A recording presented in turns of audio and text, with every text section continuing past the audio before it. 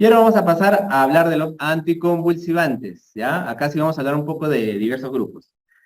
Caso clínico, un joven de 18 años con historia médica de epilepsia, ya tenía epilepsia desde que es niño, presentaba la emergencia, traído por ambulancia por un estatus epiléptico.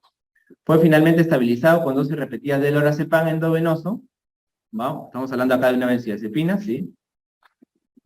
Lorazepam endovenoso. Su madre asegura que él tuvo un nacimiento normal, no trauma craneoencefálico, resonancia normal. No tiene antecedente de reacción hacia antiepiléptico. ¿Cuál es antiepiléptico? Fenitoína, ¿no? Su última convulsión fue hace 3 meses y usualmente está controlada si toma su medicación. En emergencia el paciente está confuso, combativo, pero del otro lado tiene un examen neurológico cardiovascular normal. No hay evidencia de trauma, no se ha accidentado, no se ha golpeado, ¿no? Le hicieron hemograma bioquímico y test para drogas y todos negativos, ¿no? Su nivel de fenitoína es indetectable. Se le da una dosis endovenosa de fosfenitoína y ordena su dosis oral a casa.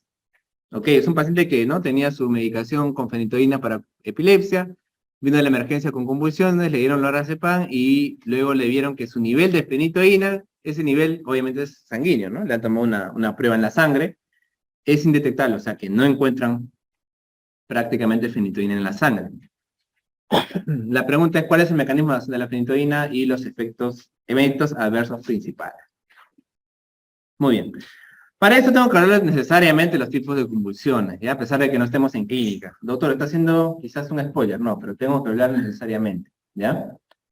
Porque si no, no vamos a poder comprender muchas cosas. Las convulsiones en realidad se clasifican de varias maneras, pero la más utilizada es esta, ¿no? Generalizadas y parciales.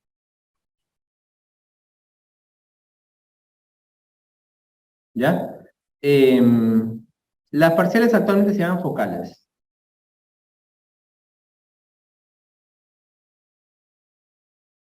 ¿Cuál es la diferencia, doctor? Fácil. Generalizadas quiere decir todo el cerebro y parciales en un hemisferio o en una zona. Acuérdate que la actividad convulsiva, más que todo, es un desequilibrio de las neuronas, ¿ya? Por eso es la formación de estructuras de neuronas que tienen un comportamiento anómalo, ¿no? Que no se sabe, pues, en realidad exactamente a qué se debe, ¿no? Puede ser a veces secundario a un cáncer o a un ACV, ¿no? Entonces, este grupo de neuronas se llama foco epileptógeno, que va a generar estas descargas eléctricas de manera descontrolada. Si estas descargas se generan de manera generalizada, pues habrá una convulsión generalizada. Y si es en una zona del hemisferio, se hablará de una convulsión parcial, ¿no? La generalizada, a su vez, también tiene 1000 formas, pero vamos a destacar acá a dos principales. Una que es el llamado petit mal, en francés, y otro el gran mal. Este es el pequeño mal, ¿no? Pequeño, petit y gran de grande, ¿no? Este de aquí son las convulsiones tónico-clónicas características de los pacientes con epilepsia. Y este de aquí, las llamadas crisis de ausencia. Ya si ustedes tienen interés en la tarde, pueden ir a YouTube y ponen crisis de ausencia en niños y van a ver episodios de niños que generalmente tienen la mirada fija durante un tiempo, o sea, están tranquilos haciendo sus cosas y luego se ponen así, y están convulsionando, pero no de manera necesariamente mecánica, o sea, no están haciendo ningún tipo de movimiento, ¿no? Pero durante ese tiempo de convulsión, el niño pues se desconecta y no tiene recuerdo, está inconsciente por alguna manera. Luego que pasa eso, porque generalmente es reversible, la persona vuelve a despertarse y no recuerda nada de lo que pasó. Esa es una crisis de ausencia que es mucho más frecuente en los niños. Y la otra es la convulsión tónico-clónica en la que la persona se cae, ¿no? Se cae al suelo y empieza a convulsionar, tónico-clónico. Ese es el gran mal. Y la parcial, doctor, bueno, antiguamente también se le hablaba parcial simple y parcial generalizada. Perdón, parcial compleja, parcial compleja. Simple y compleja. Simple si no perdía la conciencia y compleja si perdía la conciencia. Actualmente esta división ya no se hace, dicen que no es, o sea, no tiene ninguna importancia saber si es simple o compleja, el tratamiento es igual y el pronóstico muy similar. pero clásicamente para los exámenes pueden por ahí preguntarle, ¿ya? Obviamente parciales que el paciente va a tener generalmente una convulsión de una parte del cuerpo, ¿no? Puede ser un movimiento de un brazo, por ejemplo, o movimientos estereotipados, le dicen chupeteo, ¿no? Movimientos así, ¿no? Entonces de una parte del cuerpo, esa es una parcial, ¿ya? Convulsión parcial, y la generalizada es la que ya les he hablado. Bueno, entonces vamos a ver que algunos medicamentos se usan un poco más para una, un poco más para otra, por eso tengo que hablarles sobre eso. Bueno, y luego está la clasificación de los mecanismos, es la parte más importante de anticonvulsivantes. Mecanismo de acción de los anticonvulsivantes. Mira, la gran mayoría, y también ha venido en los exámenes, lo que hace va a ser la modulación de los conductos de sodio, ¿ya? Sodio. Actúan a nivel de los conductos canales de sodio. ¿Se acuerdan que les hablé que las neuronas son células netamente eléctricas, ¿verdad? Entonces el sodio entra y empieza la convulsión, ¿no? Sodio, y empieza a convulsionar el paciente. Impulso eléctrico y el paciente empieza a convulsionar. Entonces, aquí sí, lo que voy a usar no son neurotransmisores, no es acetilcolina, ¿no? Serotonina. No, voy a usar canales eléctricos, canales de sodio, porque la convulsión así actúa. Entonces, aquí tenemos muchos ejemplos, ¿no? Pues sobre todo la fenitoína, la carbamazepina, la lamotrigina, ¿ya? Que actúan a nivel de los canales de sodio. Lo que van a hacer mayormente va a ser bloquear la propagación de los potenciales de acción. De esta manera estabilizan las membranas neuronales. ¿Ya? Ese es sobre todo el mecanismo de acción principal. Bloquea los potenciales de acción a través del bloqueo de sodio y va a estabilizar la membrana neuronal. De esa manera, la persona que está convulsionando rápidamente bloquea el ingreso de sodio y las neuronas se van a estabilizar. ¿Ya? Fenitoína, lamotrigina, carbamazepina, que son los principales. Pero acá te vas a dar cuenta de una cosa bien interesante, que hay un medicamento de estos que hace de todo, el ácido valproico. Acá está, mira, acá es el bandido, mira. Mira que está en casi todas el valproato, ¿no? Incluso algunos también lo consideran como que puede estar acá, en el caso del GABA, acá no lo han puesto, pero sí. El ácido valproico es un medicamento que actúa a diferentes mecanismos de acción. Puede bloquear el receptor, los conductos del sodio, doctor, pero también me antagoniza los conductos de calcio, que también tienen que ver con la convulsión. Ah, mira acá está. Antagonistas de los conductos de calcio. ¿Ya? Entonces disminuyen la despolarización, otro tipo de despolarización que es lenta, ya no es tan rápida como la del sodio, pero también se puede dar bloqueantes o antagonistas de los conductos de calcio para tratar las convulsiones. En este grupo está el ácido valproico que comparte muchos mecanismos de acción, pero también está, por ejemplo, la etosuximida, también pregunta de examen. Doctor, la etosuximida, no vamos a hablar más adelante de mucho, la etosuximida, pero es un medicamento que se da sobre todo para las crisis de ausencia en niños. Ojo, para eso le estoy explicando los tipos de componentes. Etosuximida, crisis de ausencia en niños. Etosuximida. ¿Ya? Otros importantes a mencionar aquí, doctor, los moduladores alostéricos de los receptores GABA, ¿no? Mejor dicho, los que favorecen la acción. ¿Cuáles son ellas? La benzodiazepina. Ah, claro, las benzodiazepinas también están en este grupo, doctor. Por supuesto, porque son medicamentos que también los puedo utilizar en las convulsiones. ¿Qué más, doctor? El fenobarbital.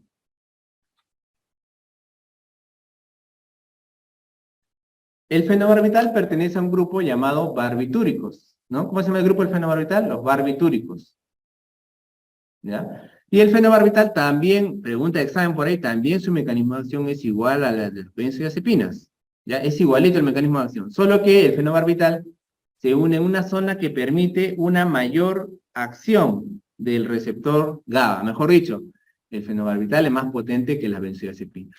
¿Ya? Entonces el fenobarbital puede también generar depresión respiratoria un poquito más que las benzodiazepinas, por eso hay que tener un poco de cuidado. ¿No? Actualmente en realidad ya no usamos fenobarbital, antiguamente se usaba más en los hospitales, ahora ya no se usa tanto en realidad, ¿ya? Pero el fenobarbital también tiene ese mecanismo. ¿Ya? Hay otros también que actúan a nivel de los receptores del NMDA, como el felbamato, ¿ya? Y por aquí hay otros mecanismos de acción también, quizás ya menos interesantes para recordar, porque no se usan actualmente mucho. Vamos a centrarnos aquí en esta parte de hablarles de los principales fármacos anticonvulsivantes. Y de hecho tengo que hablar de la fenitoína. ¿Ya? La fenitoína es un fármaco bastante utilizado para convulsiones. Lo bueno de ella es que tiene una unión a proteínas del 90%, por eso que me dura más o menos el tiempo de acción. Tiene una liberación rápida y prolongada, y por aquí sí tengo que mencionar que la fenitoína actúa y es inductor, ya saben ustedes, del CYP3A4. Su mecanismo de acción, a su vez, también depende de esta enzima, el CYP2C19, por lo que puede tener interacciones con otros fármacos que ataquen a esa vía. ¿Se acuerdan ustedes que el CYP3A4, verdad, era inducido, ¿no? Cuando les hablaba de los inductores, ¿se acuerdan que les mencionaba los anticonvulsivantes? ¿No? Ah, acá está, pues, justo, la fenitoína. ¿No? La fenitoína, el ácido valproico, la carbamazepina son inductores del CYP3A4. Eso podría ser, digamos, un efecto adverso o algo que me pueda quizás dejar de usarlo tanto. Pero ahora vamos a ver que también tiene muchos efectos adversos. ¿Ya? Ese es otro problema. ¿Ya? ¿Qué hace la fenitoína? Ya saben ustedes, lo que va a hacer es disminuir la entrada del ion sodio, por lo tanto va a potenciar el periodo refractario. El periodo refractario obviamente es lo en el cual la célula, en este caso la neurona, va a estar más quietita, va a estar más inactiva durante más tiempo. Eso es lo que hace en realidad al final la fenitoína, ¿no? Entonces, otras características importantes, acuérdate, es un inductor enzimático bastante importante. Tiempo de día media. Se dice que es dosis dependiente. Ojo, esta es una característica de la fenitoína bien especial. ¿Ah? Acá sí, el tiempo de día media es dosis dependiente. O sea, no solamente depende del fármaco, sino un poquito de la dosis. Pero generalmente es dentro de 9 a 42 horas. Ese es el rango aproximado, ¿ya? Que más o menos tiene que ver. También la fenitoína, por si acaso, necesita ajuste en pacientes renales, ¿ya? En pacientes que tengan falla renal. Y uno de los problemas que tiene es la cantidad de efectos adversos que tiene. Tiene muchos efectos adversos. Pero, por ejemplo, cuando yo estaba en mi serum, el único medicamento que teníamos era fenitoína, no había otro para convulsiones. O sea, aparte de las benzodiazepinas, ¿no? El único medicamento, y por eso los pacientes que tenían epilepsia tomaban fenitoína. Es un medicamento clásico, barato, ¿ya? A diferencia de otros más nuevos que ahora vamos a ver. Ahí está el mecanismo de acción claro de la fenitoína, que también lo comparte, ojo, con la carbamazepina. Por eso les decía que viene una vez en el examen, ¿cuál es el mecanismo principal de acción de los anticonvulsivantes? El manejo de los conductos de sodio. ¿Ya? Es el principal porque la mayoría de medicamentos, la mayoría de anticonvulsivantes utilizan este mecanismo de acción.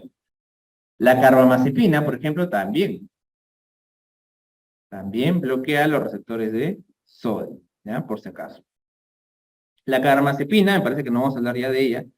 La carbamazepina, por ejemplo, es un medicamento que se utiliza para el tratamiento de las crisis parciales.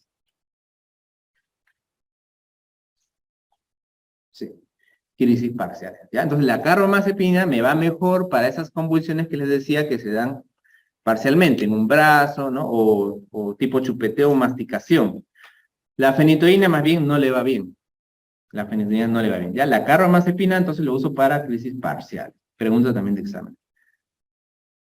Muy bien. También ahí actúa la lamotrigina, el valproato, el ácido valproico, que hemos hablado que es un medicamento tan versátil, también utiliza este mecanismo de acción. ¿Ya? Bueno, la fenitoína puede monitorearse de manera sérica. ¿Por qué, doctor? Porque ya hemos hablado justo que tiene este tema de que su rango no es tan amplio. Miren ustedes, ¿no? Concentración objetivo de 10 a 20 microgramos por mililitro. En ese rango idealmente debe estar la fenitoína para saber que esté activa, ¿ya? Idealmente se debe obtener luego de iniciar el tratamiento de 2 o 3 semanas, le puede sacar una muestra de sangre para ver que efectivamente esté en ese rango, ¿no? En el caso del paciente que hemos visto, ¿cómo estaba el nivel de fenitoína, según decía? ¿Se acuerdan? Indetectable, o sea, ni siquiera existía. Obviamente quiere decir que por alguna razón la dosis ya no estaba correcta en él y no obtenía el nivel deseado, ¿no? En presencia de albúmina baja u otras drogas con alta unión a proteínas, se debe dosar los niveles libres, idealmente, ¿ya? Porque puede haber una unión defectuosa. Y siempre debe hacerse dosaje sérico luego de una semana si voy a cambiar la dosis, ¿no? Por ejemplo, en esta paciente, si yo tomaría la opción de cambiarle la dosis, idealmente luego de una semana nuevamente tendría que hacerle un control para ver pues que no tenga algún problema, ¿no? Entonces, ¿cuándo uso la fenitoína? Vamos a ver, aplicaciones terapéuticas. Lo puedo usar en epilepsia, ¿no? Ya en la enfermedad, como tratamiento de control.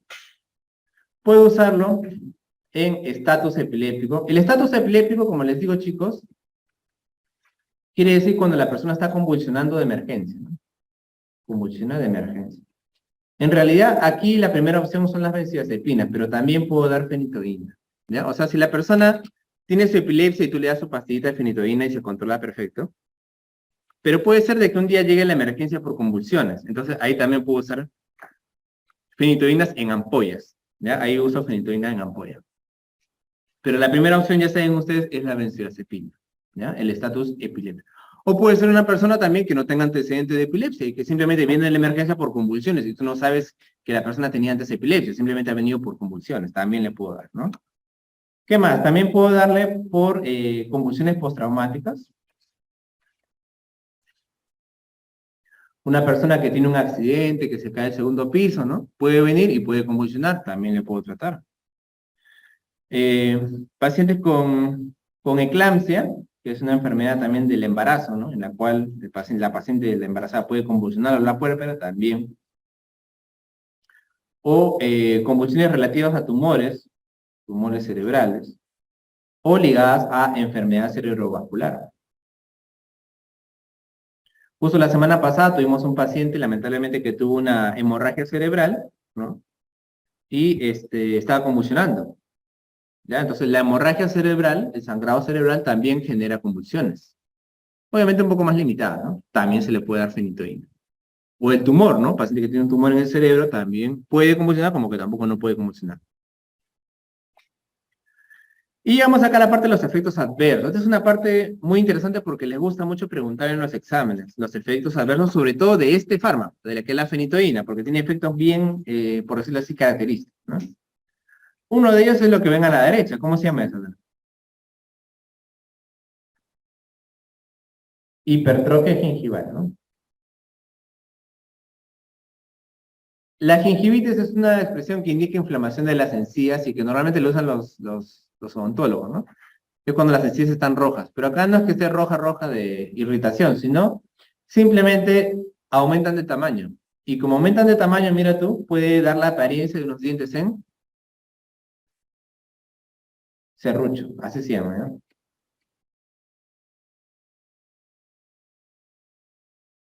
Dientes en serrucho es la configuración, como tú ves ahí, de los dientes, aparentemente por la hipertrofia gingival.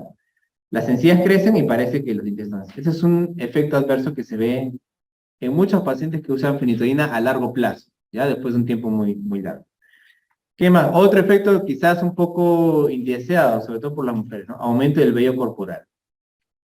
¿Ya? Sí. Genera aumento del vello corporal en las mujeres, ¿no? Incluso también puede aparecer bigote, el cabello se vuelve más duro también, ojo, ¿ya? Rash dérmico. También puede disminuir un poco lo que es la densidad ósea, ¿no? Puede dar un poco de osteoporosis también. Y disminuye el ácido fólico también, la disponibilidad del ácido fólico.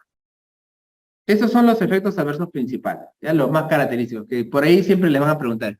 A veces vienen los exámenes, ¿no? Paciente toma antiepiléptico y aparece, ¿no? La mujer el vello corporal, quizás en el pecho, etcétera, y hipertrofia gingival. ¿Qué medicamento está tomando? Fenitoína, ¿ya? Fenitoína. Entonces, por este motivo un poco se ha dejado de dar fenitoína, pero el medicamento es efectivo, ¿no? Por eso le decía, esta parte, ¿no? De diferencia entre efectividad, ¿no?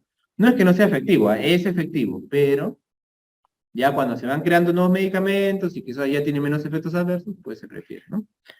Luego, desde luego, existen estos efectos que ya son más raros, o sea, esto ya no se ven casi así nomás, pero puede haber, ¿no? Síndrome de Steven-Johnson, necrolisis epidérmica tóxica, que en realidad son dos síndromes que aparecen con fármacos en la cual la piel se destruye, es una destrucción de la piel tremenda, ¿no? Terrible. Empiezan a aparecer ampollas, rash, úlceras, ¿no? Todo eso horrible. Tú ves un paciente así que viene generalmente en fármaco, ¿no? Farmacológico. Hemos visto varios casos, por diferentes sustancias, no solamente por fenitoína. Pero son raros. Raramente lupus, eritematoso sistémico, necrosis hepática, puede haber también neutropenia, leucopenia, alteración de las series, o sea, ataca la médula ósea y puede haber disminución de los glóbulos rojos, disminución de las neutrófilos, disminución de los leucocitos y de las plaquetas, ¿ya? Trombocitopenia, ¿qué quiere decir? Disminución de plaquetas, ¿ya? Leucopenia, disminución de los leucocitos. Neutropenia, disminución de los neutrófilos. ¿Cuál es el mayor riesgo de la neutropenia? ¿Alguien sabe? ¿Cuál es el mayor riesgo de la neutropenia? Las infecciones, ¿ya? Las infecciones, la neutropenia febril. Cuando el paciente con neutropenia puede infectarse lo que sea y fallecer por eso, ¿no?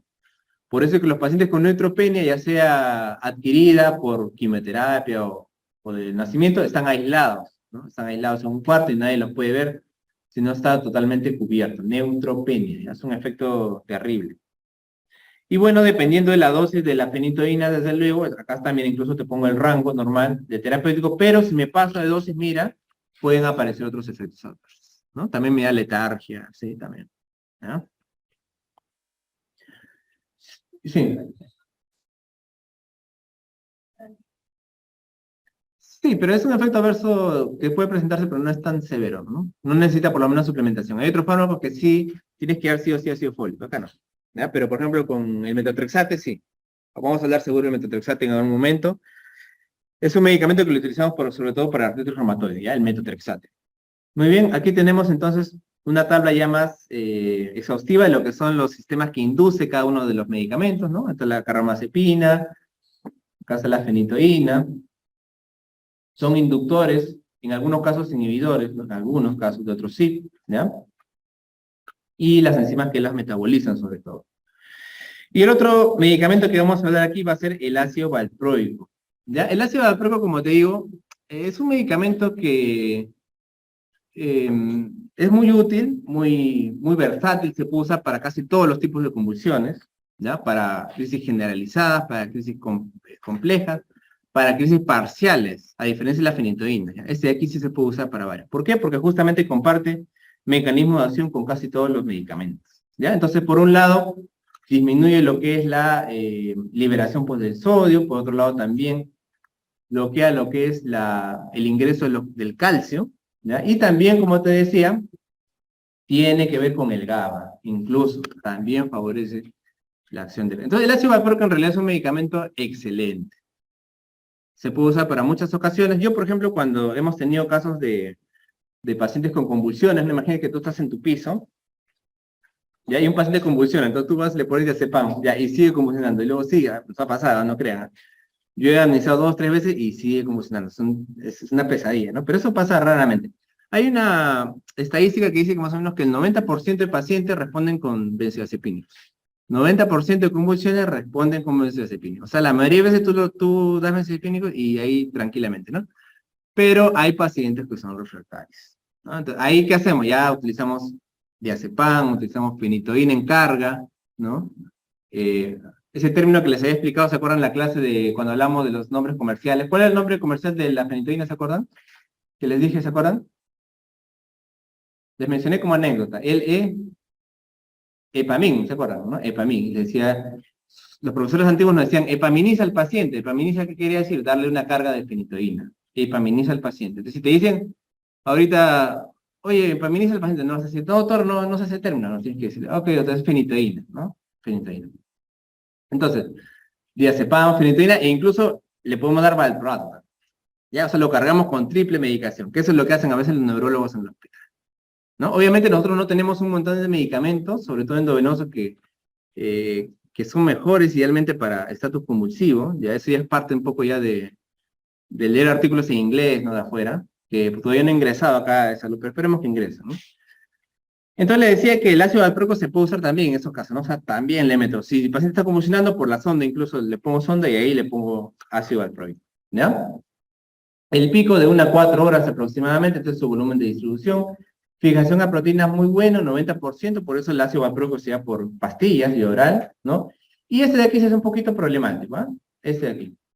Lo malo del ácido valproico es que se metaboliza demasiado en el hígado. Y eso a veces puede llevar a un poco de lesión hepática, ojo, por ácido valproico, ¿ya? Tiempo de vida media, 15 horas. El ácido valproico tranquilamente se puede dar 1 o 2 veces al día y dura casi todo el día, el ácido valproico. ¿Ya? Tiene varios efectos adversos, eso sí es cierto, eso es lo malo, ¿ya? A ver acá un poco. Vamos a comentar más adelante los efectos adversos, ¿ya?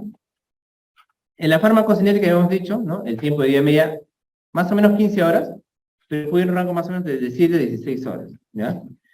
El ácido valproico, en realidad, sufre muchas transformaciones en el hígado, ese es el problema, ¿no? Por lo que les decía, muchas transformaciones. Sobre todo de glucuronización. Entonces, cuando el ácido valproico está en dosis muy altas, y vamos a dar dosis muy altas, puede haber un riesgo de hepatotoxicidad. Ojo. Y este fármaco también hay que tener en cuenta mucho cuidado cuando vamos a darle a pacientes que tienen problemas hepáticos. Si el paciente ya tiene una cirrosis hepática, preferente no usar, eso es lo que dice la guía. Mejor no lo uses porque puedes causar problemas. Pero si lo vas a usar, en todo caso, usa con dosis bajas, la mitad, por ejemplo, ¿no? Cuidado. Ya, cuidado. A nivel de acción, ya vamos a ver. Mira este efecto. Ejerce actividad anticonvulsivante sin producir depresión general del sistema nervioso. ¿Qué les parece? ¿Quién produce depresión del sistema nervioso? Las benzodiazepinas, ¿no? Pero el valproico no, pues, solamente a nivel de los canales de sodio. También calcio, pero eso tiene que ver justamente cuando la persona convulsiona y estimula estos canales, los inhibe. ¿Ya? Pero no me causa depresión respiratoria, por ejemplo, a dosis normales. No me causa. Eso es algo muy bueno, ¿no? En vez de darle benzodiazepinas que el paciente lo paras durmiendo, ácido valproico. ¿Te das cuenta? ¿No? Retrasa la actividad de recuperación de los conductos de sodio. ¿Ya? Esto que es muy importante. Uno de los mecanismos. Ahí está, ya vamos a hablar en realidad de este mecanismo de acción. Es el mismo de la carbamazepina y la fenitoína, ¿no? Entonces, los mecanismos de acción, por un lado, disminuye la conductancia del sodio, por otro lado, disminuye la conductancia del calcio, y también a través del receptor GABA favorece su acción. Mayormente, los usos del ácido valproico, entonces, los puedo usar para muchos tipos de convulsiones. ¿Ya? El espectro es muy, muy amplio. Acá dice aplicación de repente. También podemos hacer un monitoreo. Dosis inicial de ácido valproico de 15 miligramos por kilo por día, dividido en 3 dosis, que se puede ir incrementando de 5 a 10 miligramos por semana. Cuando tú das tratamiento antiepiléptico, normalmente vas a ir aumentando la dosis poco a poco, ¿ya? O sea, acá no es como darle antibiótico, le doy un bol, no. Acá le doy inicialmente una dosis y luego cada semana le puedo ir aumentando poco a poco. Se ve como estos medicamentos que el paciente poco a poco se acostumbra al medicamento, ¿ya? Entonces no es como un antibiótico que le va a estar 500 miligramos de amoxicilina y le das todos los días, no. Acá tú le vas a ir dando y el paciente poco a poco va a ir tolerando. Al inicio quizás le va a causar reacciones adversas. Algunos pacientes quieren abandonar la medicación. Doctor, no, me da mucho cefalea. No. Tienes que decirle al paciente, ¿sabes qué? Al inicio te puede un poco dar efecto adverso, pero poco a poco te vas a ir acostumbrando.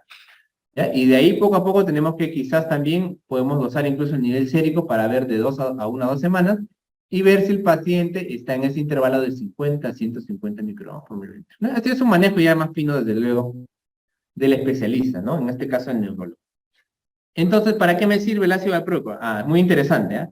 Porque mira, por un lado me sirve como anticonvulsivante, pero también tiene otros usos, ¿ah? Te vas a sorprender.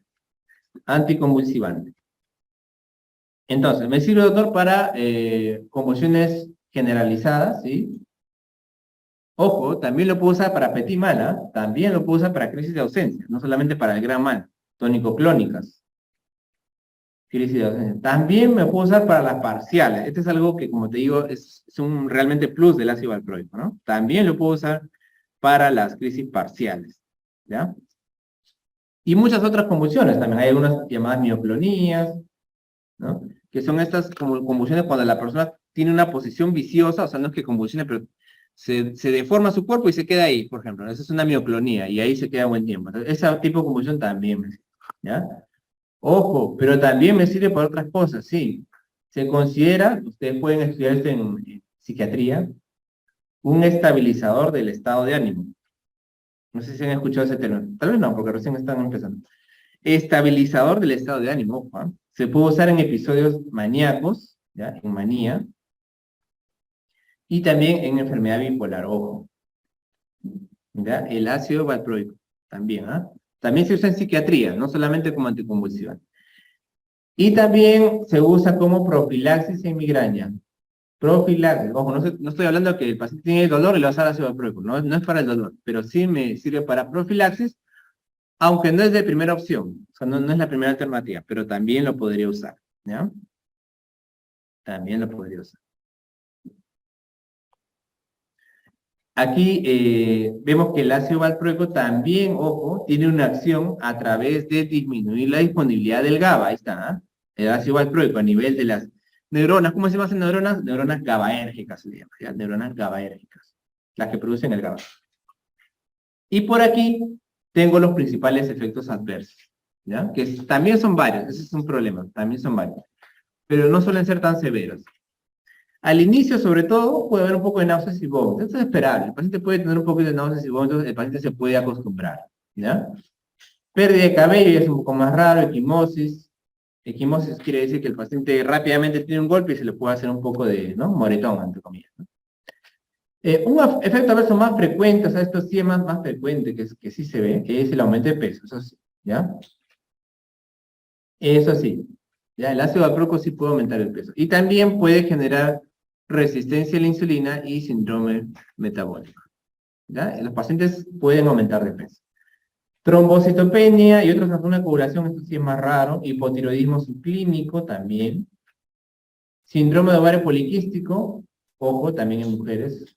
Un efecto adverso un poco también molestoso, ¿ya? Síndrome de ovario poliquístico. Pero más que todo es gastrointestinal, ¿ya? Y el otro efecto sí que hay que tener cuidado, les había dicho, la injuria hepatosexual. Cuidado con los cirróticos, de preferencia no dar, ahí sí, de preferencia no, a pesar de que tiene muchas bondades el ácido valproico, ¿ya? Injuria hepatocelular, con ictericia que puede llevar incluso a la falla hepática, ojo, ¿no? Desde luego que también puede causar un aumento del amonio por esto de la falla hepática y puede producir convulsiones, por ese motivo. También pancreatitis aguda, síndrome de parkinsonismo, que esto sí es reversible, esto sí no, casi no, si aparece un poco de temblor, como ya han visto anteriormente, que dice ahí también, ¿no? Temblor, o sea, un temblor leve, pero es reversible, no es que el paciente se quede. Entonces, cuidado con el hígado y con el páncreas, ¿ya? Entonces, acuérdate tú, de manera simple, hígado y páncreas, ¿ya? Hígado y páncreas. Y este efecto que sí también es importante. Ya que por ahí ha aparecido bastante en las noticias, me parece, ¿no? Ha aparecido bastante en las noticias. Teratogenicidad. ¿Qué quiere decir teratogenicidad? ¿Alguien sabe? Malformaciones fetales. Ya todo lo que es teratogénico, doctor, este medicamento es teratogénico. Cuidado que a las embarazadas puede causarle muerte o deformación del bebé o alteración importante del bebé, del feto. Teratogenicidad. ¿Ya? Entonces, esto, por ejemplo, creo que salió una alarma hace unos 2 años o 3 en el MISA, que valproato teratogénico. Bueno, y en realidad ya lo sabíamos, ¿no? Solo que, bueno, y medio que se difundió y la gente como que, guau, se me han dado valproato a los médicos, ¿no? Como para matarlos, ¿no? Pero no, teratogenicidad tiene este efecto adverso importante, hay que tener cuidado. ¿Qué se hace en estos casos idealmente? O sea, idealmente tendríamos que hacer, tomarle un test de embarazo, o que la persona tenga una evidencia de regla última, y brindarle un cierto método de anticonceptivo. ¿Sí? ¿Entienden? ¿Ya? Entonces, eso es lo ideal, o sea, ya en Europa, etcétera, en Estados Unidos es así, ¿no? Cuando tú vas a dar un medicamento que tú ya sabes que es teratogénico, tienes que asegurarte que la persona tenga método anticonceptivo. O sea, tienes que asegurar. Eso, le soy sincero, no se hace mucho, ¿no? Pero debería ser así, ¿no? Si tú vas a dar un medicamento como valproato, primero que tienes que estar seguro que no está embarazada, y segundo, la persona tiene que sí o sí ver a un ginecólogo y llevar un método anticonceptivo. Si no lo haces, hay un riesgo de que la persona tenga el bebé y te lo trata. ¿Ya? Entonces, eso es lo que se hace normalmente. Por eso que siempre cuando la persona tiene una enfermedad o un medicamento, le dicen, ¿no? Antes de salir embarazada, conversa con tu médico, ¿no? Digamos, o planifica tu embarazo, ¿no? Para, en todo caso, cambiar el medicamento o, bueno, o ver otra otra posibilidad. ¿Ya? Teratogenicidad, cuidado. ¿Y cómo ustedes saben si un medicamento es teratogénico o no? ¿Qué les dije? ¿Cómo hacen para buscar? Si tienen la duda, por ejemplo, están en el consultorio, ¿qué hacen? No, podemos buscar en internet, les dije Medscape, ponen ahí que vamos a poner medicamento y categoría de FDA de embarazo, ¿no? Así nos ponen. Háganle prueba ahorita, a ver. Busquen a ver a ver, pongan ácido valproico en Google. Ácido valproico, pónganle categoría embarazo, a ver, rápido. Ácido valproico, categoría embarazo, FDA.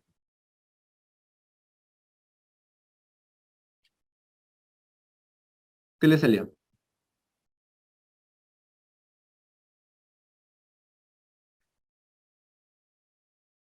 ¿Mm? D. Ah, ya. ¿Qué les dije de A, B? ¿Qué les dije? ¿Cuáles son más o menos seguros? A y B, ¿no? Y C y D, ¿no? A ver, otro medicamento que se les ocurra ahorita que tienen duda, a ver. Cualquiera. Ya, ciprofloxacina, pongan. Ciprofloxacina, categoría embarazo. Es lo más rápido, pues, ¿no? Porque el otro sería Medscape o un Bademecum, ¿no? Pero hasta que... Ahí lo pueden buscar rapidísimo, ¿no? Le dicen a la señora, vuelta un ratito. Buscan y ya está, ¿no? Ya, ¿qué dicen? Sí. Entonces, ¿pueden dar o no? No. Y eso también viene en los exámenes, ¿no? Ciprofloxacina está contraindicado en embarazo, ya. Muy bien. Ya le damos las herramientas para que ustedes también puedan buscar, porque no todos lo van a saber ni vamos a saber, ¿no?